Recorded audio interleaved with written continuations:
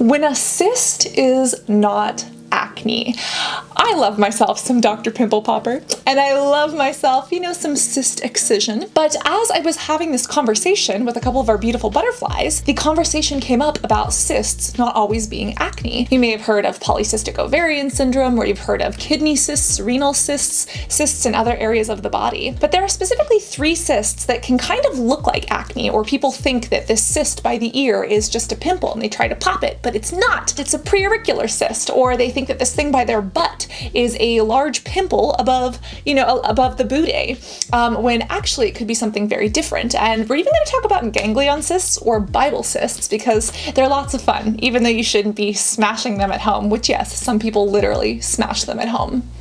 Don't do it. Let's talk about when cysts are not acne. This is going to be fun. And again, this video, we're not going to do pimple popping, but I mean, if you like it juicy, if you like to eat that lunch, these are the type of cysts that you're going to want to Google if you're one of the weird goth kids that just grew up to, work with cysts and excisions like me. Let's start out with preauricular cysts. These often happen by the ear in what's called a sinus. You can think of a sinus as like a big well, and sometimes they actually go all the way through from this top area of the ear into the ear canal, almost like a river. And these aren't in everyone. A small subset of the population has them, but when these are present, they can cause a lot of problems for people, specifically because of abscess or infection. I actually want you to look at your ear and see if kind of by the helix area at the front of the ear, if you have a little hole there, a little sinus is what it's called, because some people actually have these. And for some people, they're not a problem. For most people, they're not. But again, if things get infected, if there's a cyst or an abscess here, that's when it can become a problem. And actually, before we talk about the juiciness of preauricular cysts and why people think these are pimples, we have to discuss what a cyst actually is. What is the difference between a cyst and a pimple? We can discuss that, but normally when we speak about cysts, we're talking about cystic acne. This nodular acne that's under the skin. It's almost like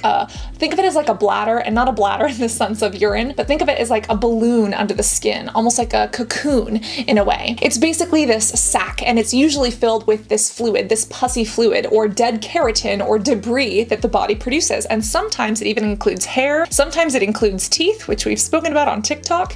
But hair is actually what we're going to talk about when it comes to the butt. So there's a lot in store for this video. But the difference between a cyst and a regular pimple is that the cyst really does have kind of this sac. And when working on a cyst or trying to remove a cyst, often they have to be drained, sometimes with a needle, sometimes being lanced and then squeezed out. And again, these are the juicy ones in comparison to the little pimples that just got a little pop. And a lot of times, unfortunately, cysts tend to come back, especially if you don't get that sac or that outer lining. Now, how does this relate to a preauricular cyst? Well, if you think about people who struggle with acne, it's often around the face. There are even cases of hairline acne, pomade acne maybe, that come from hair products. And it's sometimes common for people who have cystic acne to have it here around the jaw, and yes, even around the ears and some of these folds and flaps. However, if you are someone who has these little holes, a cyst can form here, or an abscess, which is like an infection. And a lot of people try to squeeze these and they see this pus coming out, not realizing that this is a cyst, and it should be removed by either a dermatologist or preferably a surgeon.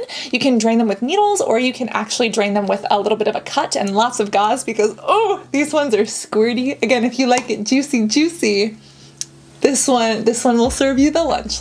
This one will serve you the lunch.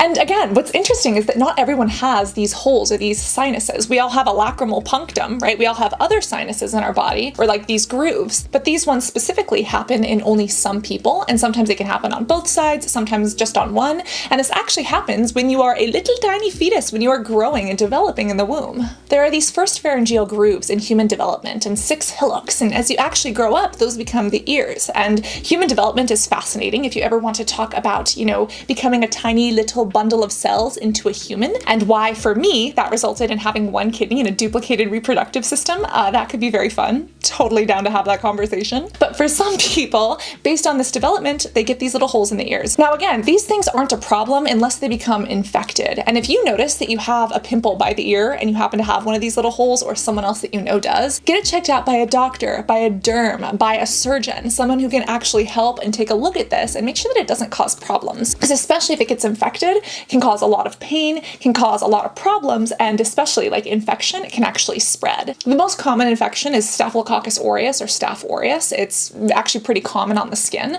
but it can cause problems. And usually if it gets infected, you're looking at drainage and some form of antibiotics. And again, that is always to be diagnosed and treated by doctors and derms. We can all enjoy watching Dr. Pimple Popper, but if you have one of these, don't try to pop it because you don't want to make it worse. And again, just popping it isn't going to get rid of it because usually you have to get rid of that little sac unless it's something else that appears to be this preauricular cyst but isn't, because sometimes things can look like other things, which is why you need a diagnosis. But yeah, fun fact for the next time that you get an ear pimple. And I'd actually love people to comment right now and tell me, do you have a hole in your ear? And sometimes they're not always right here. Sometimes they're on the lobe of the ear, sometimes in the back. They can be all over. I want to know if you have one. But before we get to the butts, let's talk about ganglion cysts or Bible cysts, because these are actually very interesting and they usually happen here on the wrist, but they can happen elsewhere. And they're usually caused by inflamed joints. Now these are fun, and there's a very interesting reason why people call them Bible cysts and people try to smash them. But disclaimer,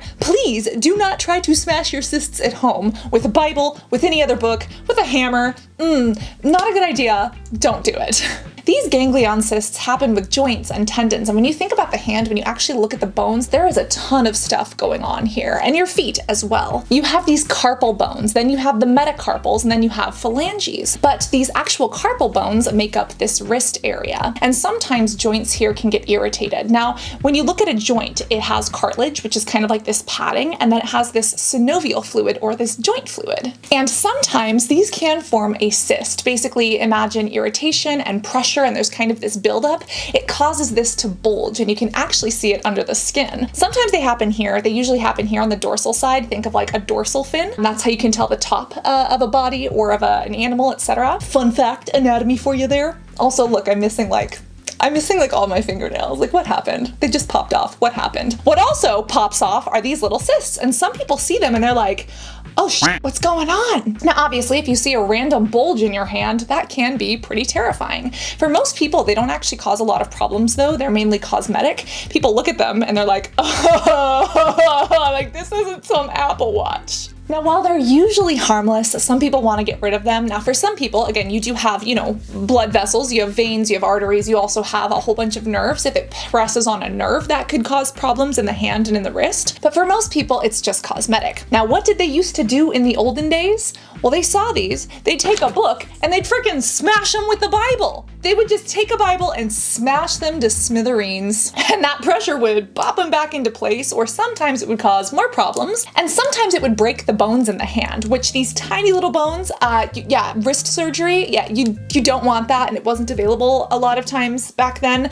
Bad ideas. Do not smash a ganglion cyst with a Bible, with an anatomy textbook, with the phone, laptop, iPad device that you're using to watch this YouTube video. Just don't do the smashy smashy. The best thing to do is go to a doctor. They're really easy to drain, just a little bit of a needle. Sometimes if there is swelling, there are certain medications or steroids that can be added to kind of help out. Now, if it keeps coming back, you might be able to look at surgery, but for most people, just a little needle, just take it right out. There's numbing involved, so it doesn't hurt, a little bit of lidocaine, and all is well, and it doesn't swell. But these Bible cysts have one of the funnest histories. Who would have thought, oh, here's a large bump, let me just smack it with the holy word of God. Just be gone! That's something that pastor would do. Remember the pastor who's going on about curing hair loss? We love a good Sunday morning service, but let's leave the ganglion cysts to not being smashed with holy scripture. And speaking of holy areas, let's talk about the sacral area, aka the coccyx, aka the tailbone. Let's talk about the places a little bit below the belt and on the back. Again, the dorsal side. Pilonidal cysts are often confused as butt acne because, again, it's kind of hard to look back there, but these are basically cysts that happen a little bit above the booty hole, and they can actually cause a lot of pain. They can even cause infection for some people. And these are actually pretty common, especially in young boys. And by young boys, that sounds so creepy.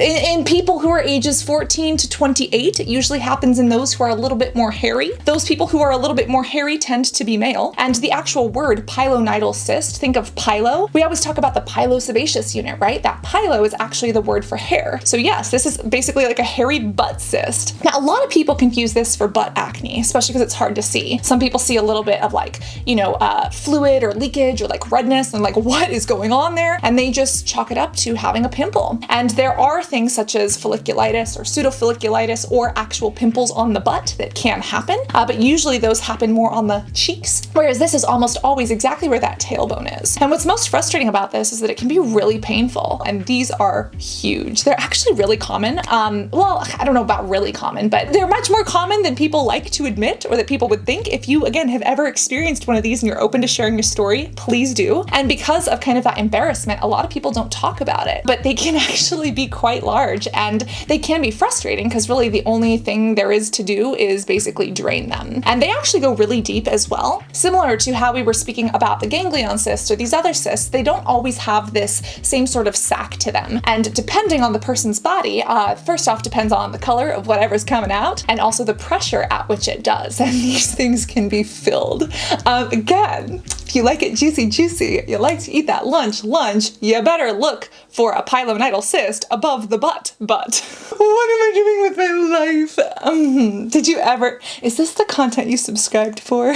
This is technically inflammation or again, abscess or infection of like this hair follicle. And I don't completely understand exactly why these happen in all people. There are some different theories to my understandings. One is that it can be caused by trauma or by pain. For instance, people who sit down in chairs a ton, whether it's to go to class on Zoom, whether it's, office work, or people who, drive heavy machinery and they have a lot of like trauma and like, on the butt area. There's some speculation that that can cause irritation and therefore have this cyst form. And then another that could be related or separate is this theory of hair.